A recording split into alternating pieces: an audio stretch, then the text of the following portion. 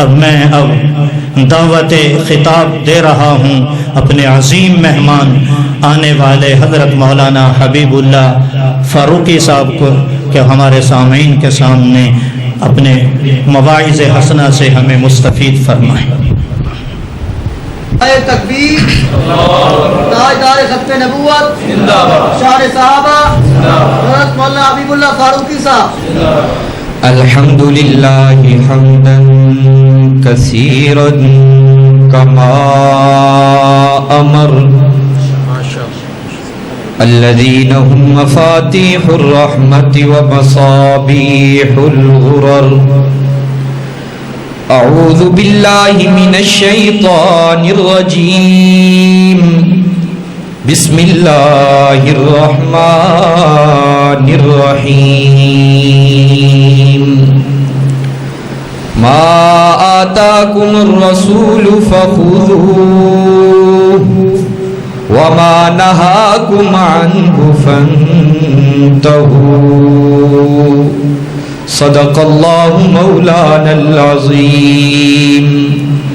اللہم صلی علی محمد وعلی آل محمد کما صلیت علی ابراہیم وعلی آل ابراہیم انکا حمید مجید۔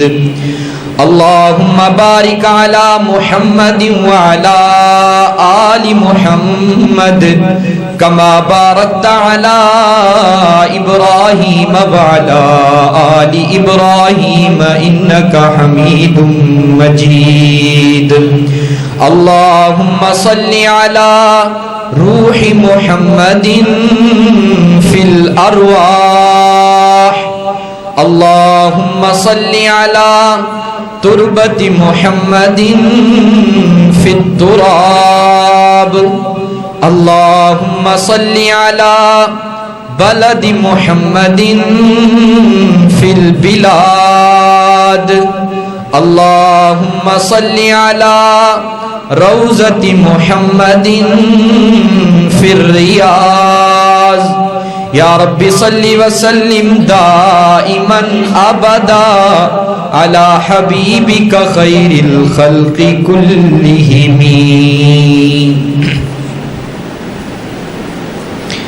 احباب کرام، اللہ رب العزت کا بے حد و بے انتہا شکر ہے کہ اس ذات بابرکات نے ہمیں اس دنیا کے شب و روز میں سے وقت نکال کر اپنے گھر مسجد میں آ کے کچھ دیر اپنا مقدس دین سننے کی توفیق عطا فرمائی، اور یہ بڑی مبارک تکمیل ہے۔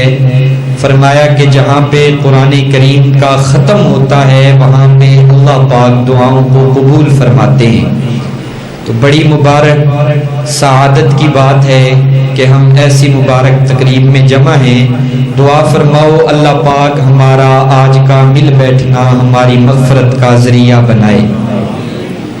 میرے والد محترم حضرت مولانا احسان اللہ فاروقی صاحب کئی سال سے یہاں تشریف لایا کرتے تھے، میں بھی ان کے ساتھ آتا تھا۔ آج مجھے بڑا عجیب سا محسوس ہو رہا ہے کہ جہاں پہ ابو جی بیٹھ کے آپ حضرات کو واعظ سنایا کرتے تھے، آج میں بڑے دکھی دل کے ساتھ آپ حضرات سے کچھ بے ربط باتیں، بے جوڑ کلام آپ سے شیئر کروں گا۔ دعا ہے اللہ پاک حق بات، حق نیت اور حق طریقے سے بیان کرنے اور اس پر عمل کرنے کی توفیق عطا فرمائے۔ قرآن کریم کی ایک مختصر سی آیت کریمہ آپ حضرات کے سامنے تلاوت کرنے کی سعادت حاصل ہوئی ہے۔ اللہ رب العزت فرماتے ہیں کہ جو کچھ تمہیں رسول دے اسے قبول کر لو، اور جس سے تمہیں روکے اس سے رک جاؤ۔ تھوڑی سی توجہ میری طرف رہے گی، میں تھوڑا سا بالکل تھوڑا سا ٹائم لگاؤں گا۔ میں یہ چاہتا ہوں جو میں بات کروں ہمیں سمجھ آ جائے تاکہ فائدہ ہو جائے۔ اللہ پاک فرماتے ہیں کہ جو حکم جو چیز آپ کو رسول دے اسے لے لو اور جس سے رسول منع کرے اس سے رک جاؤ۔ فرمایا کہ تم اپنے لیے جس راستے کو اپنے لیے خیر کا راستہ سمجھتے ہو وہ تمہارے لیے اتنا خیر کا راستہ نہیں جتنا کہ خیر کا راستہ وہ ہے جو تمہارا رسول تمہارے لیے خیر کا راستہ سمجھتا ہے۔ فرمایا کہ کوئی چیز آپ سمجھیں کہ یار اس چیز میں مجھے نفع ہے، مجھے نقصان کا کوئی شائبہ نہیں، فرمایا کہ آپ کے لیے نفع مند چیز وہ ہے جو تمہیں تمہارا رسول بتائے گا۔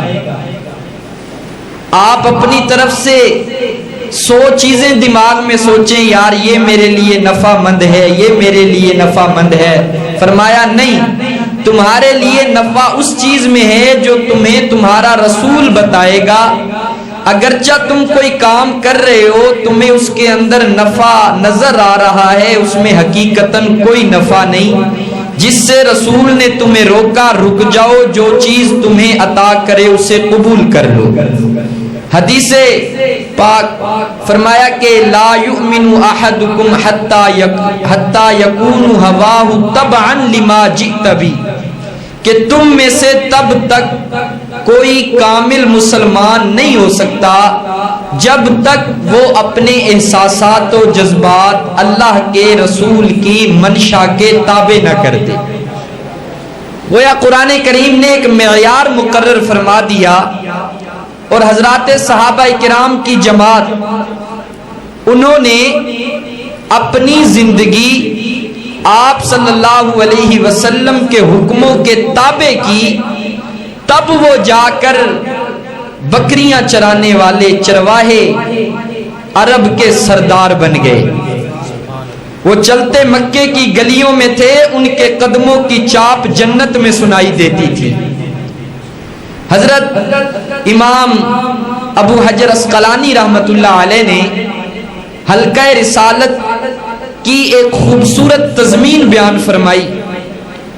فرمایا کہ رحمت عالم صلی اللہ علیہ وسلم مسجد نبوی میں حلقہ لگائے بیٹھے ہیں، صحابہ کرام کا حلقہ ہے، فرمانے لگے کہ اے میرے صحابہ، ان دنیا کی چیزوں میں سے اللہ پاک نے میرے دل کے اندر 3 چیزوں کی محبت ڈال دی ہے۔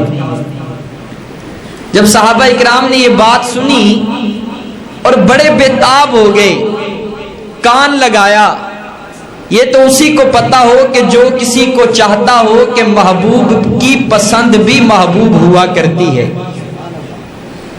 صحابہ اکرام بہت بےتاب ہوئے کہ آقا ارشاد فرمائیں کہ ہمارے آقا کو کیا 3 چیزیں پسند ہیں۔ آپ صلی اللہ علیہ وسلم نے فرمایا حبب الی من دنیاکم 3، کہ اللہ پاک نے دنیا میں سے 3 چیزوں کی محبت میرے دل میں ڈال دی ہے۔ پہلی چیز فرمایا کہ الطیب، خوشبو، فرمایا کہ خوشبو مجھے بڑی پسند ہے۔ پہلی چیز خوشبو، میرے آقا نے خوشبو کو پسند کیا، اتنا پسند کیا، اتنا پسند کیا، اتنا پسند کیا کہ پھر خوشبوئیں میرے محبوب کو چاہنے لگیں۔ صحابہ کرام فرماتے ہیں جب ہم نے اپنے محبوب کا پتہ لگانا ہوتا ہمیں کسی سے پوچھنے کی ضرورت نہیں پڑتی تھی، گلیوں کی خوشبو بتا دیا کرتی تھی کہ اللہ کا حبیب یہاں سے گزرا ہے۔ پہلی چیز فرمایا کہ مجھے خوشبو بڑی پسند ہے۔ دوسری چیز کہ النساء، وفی روایت المرأة الصالحہ، عورت میرے محبوب کو بڑی پسند ہے۔ کون سی عورت؟ فرمایا کہ ایسی عورت کہ جس کے جبین میں اللہ کے سجدے ٹپکتے ہوں اور جس کے دل میں خامد کی محبت کے حرارے ہوں۔ جو عبادت میں اللہ کو راضی کرنے والی ہو اور عفت میں اپنے خامد سے وفا کا ذوق رکھنے والی ہو۔ تیسری چیز فرمایا کہ وَجُعِلَتْ قُرَّةُ عَيْنِي فِي الصَّلَاةِ، نماز میری آنکھوں کی ٹھنڈک ہے، نماز میری آنکھوں کا نور ہے، نماز میرے دل کا سرور ہے۔ تیسری چیز فرمایا کہ نماز وَجُعِلَتْ قُرَّةُ عَيْنِي فِي الصَّلَاةِ۔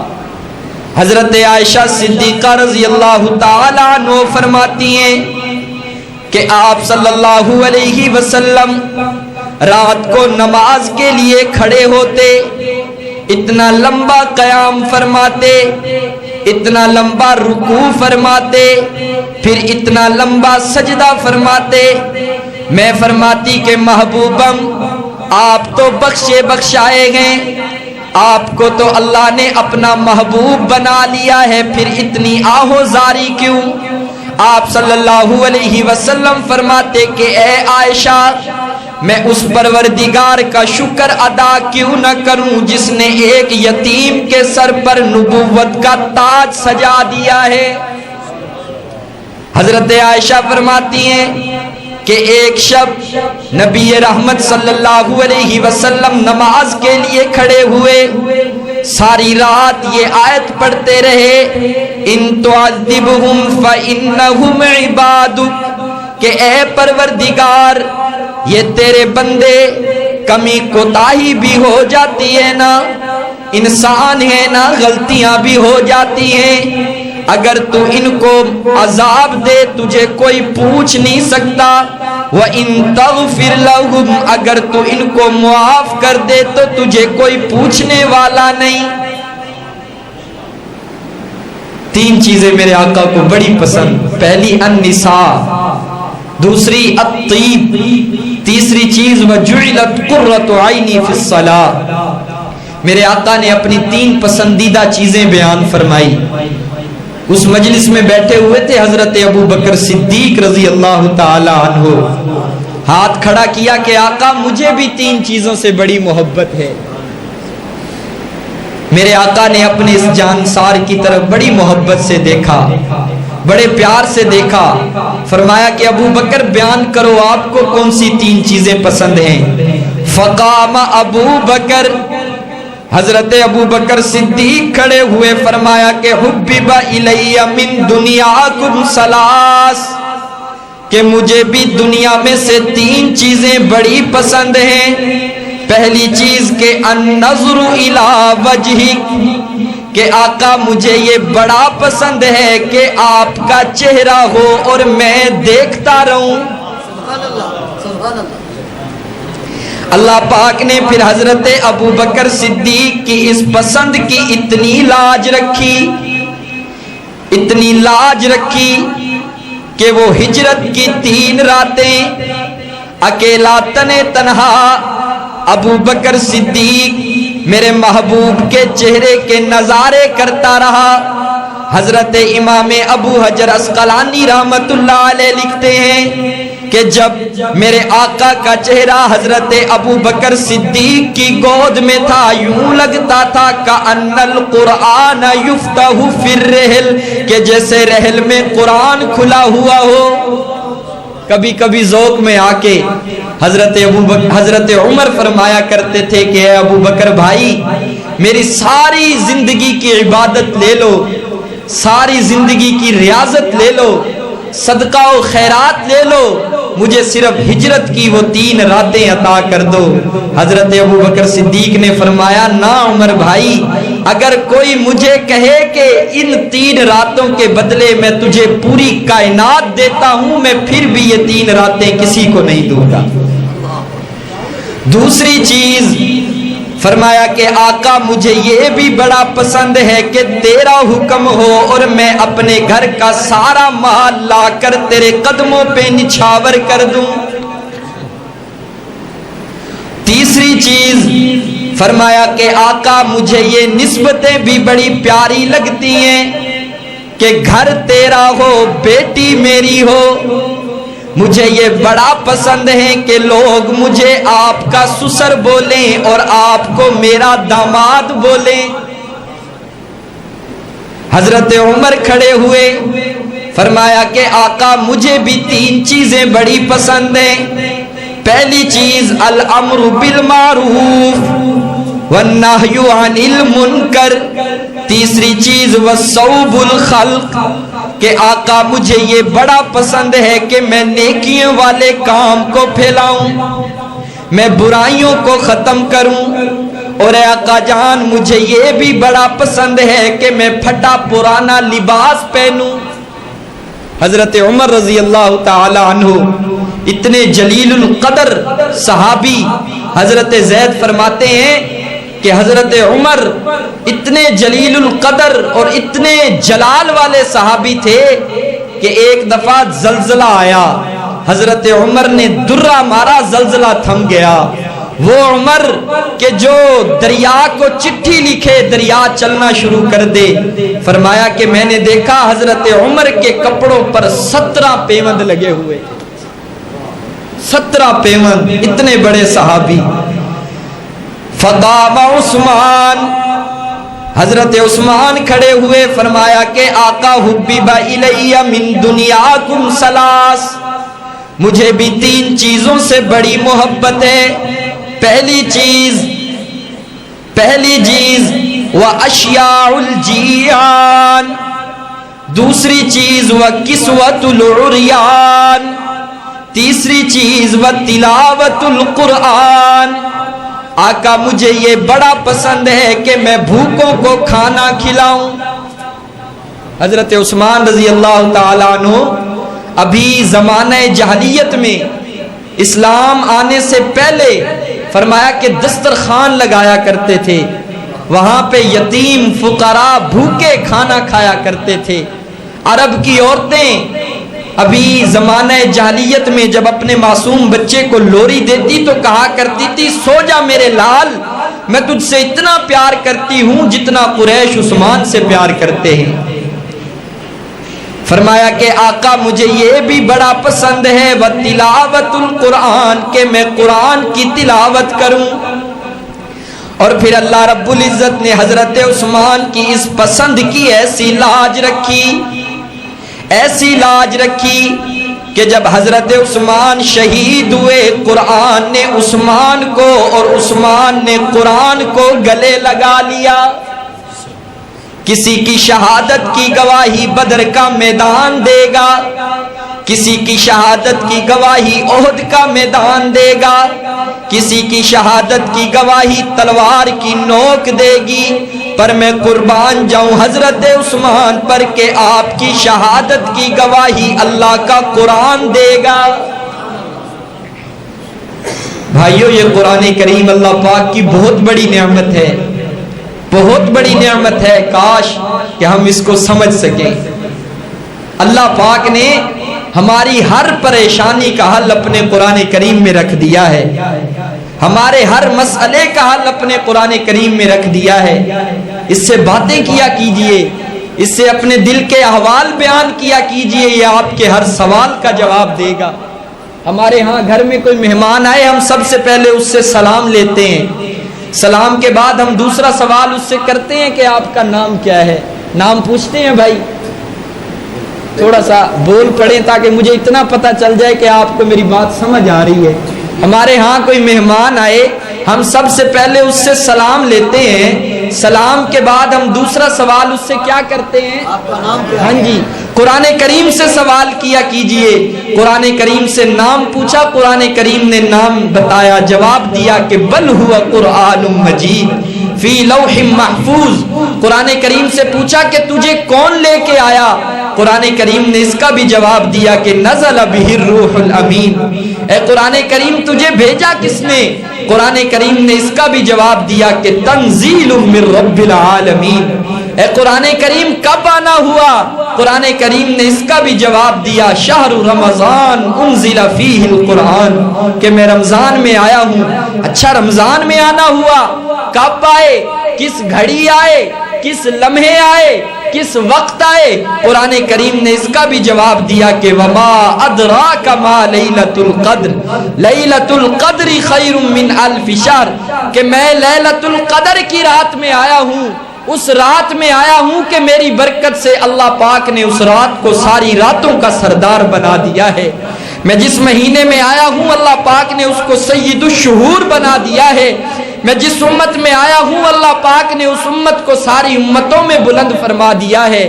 میں جس زمانے میں آیا ہوں اللہ پاک نے اس زمانے کو سارے زمانوں میں بلند فرما دیا ہے۔ نام بھی پوچھ لیا، کام بھی پوچھ لیا، کون لے کے آیا یہ بھی معلوم کر لیا، کس نے بھیجا یہ بھی معلوم کر لیا۔ اب قرآن کریم سے پوچھتے ہیں کہ اے قرآن کریم تیرا آنا کہاں ہوا، تیرا نزول کہاں ہوا، کس جگہ تو نازل ہوا؟ قرآن کریم اس کا بھی جواب دیتا ہے کہ نزل علی محمد وهو الحق، میں حق و صداقت کا عالمی نشان، حق و صداقت کی عالمی برہان جناب محمد عربی صلی اللہ علیہ وسلم کے قلب اطہر پر نازل ہوا۔ میرے بھائیوں، قرآن کریم کی تلاوت کا معمول بنائیے۔ یہ اللہ کا مبارک مہمان مہینہ اکثر گزر گیا، اب تو چند گنے چنے لمحات باقی رہ گئے ہیں، اور اللہ پاک کی، میرے بھائیوں، اللہ پاک کی رحمت تو صرف بہانہ ڈھونڈتی ہے، بہانہ۔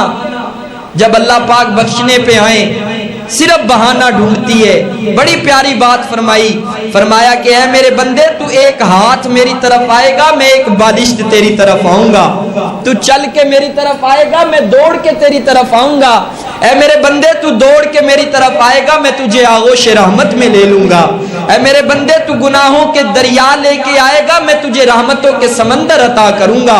وہ بنی اسرائیل کی فاحشہ راستے سے گزر رہی، دیکھا کہ کتیا کا بچہ پیاس سے سسک رہا ہے، بلک رہا ہے، اس کے دل میں رحم آیا، دوپٹہ اتار کر کنویں میں ڈالا، نچوڑ کر پانی اس کتیا کے بچے کے منہ میں ڈالا۔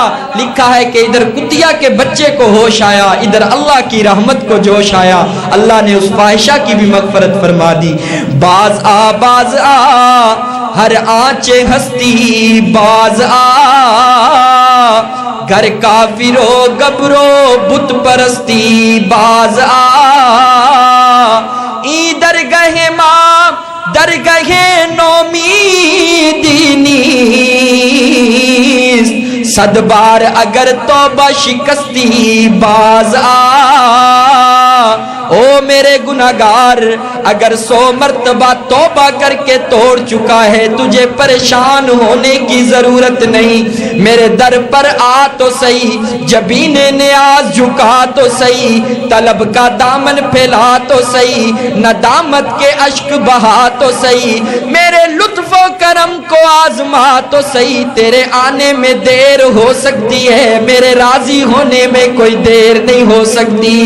حدیث قدسی ہے، اللہ کا حبیب اللہ سے روایت کرتا ہے کہ رب العالمین فرماتے ہیں کہ جب کوئی بوڑھا گناہگار میرے در پر روتا ہوا ہے، جس کے نامہ اعمال میں کوئی بھی خوبی نہ ہو، ساری زندگی بغاوت میں گزار دی، جوانی کا نشہ تھا، دولت کی مستی تھی، برادری اور پارٹی کی ترنگ تھی، رگوں میں گرم گرم خون کی روانی تھی، علاقے میں چودھری کہلاتا تھا، دستار اونچی رکھتا تھا، شملہ اونچا رکھتا تھا، لیکن اب زندگی کی شام ہو گئی، آنکھوں سے بینائی چلی گئی، کانوں سے سنوائی چلی گئی، اعضاء شل ہو گئے، سر میں سفیدی اتر آئی، میدا کچھ ہضم نہیں کرتا، سب سے بڑا المیہ یہ ہے کہ جیب خالی ہو گئی، اولاد پرواز کر گئی، ساری دنیا کا تھکا ہارا یہ انسان جب اللہ کے دربار میں آتا ہے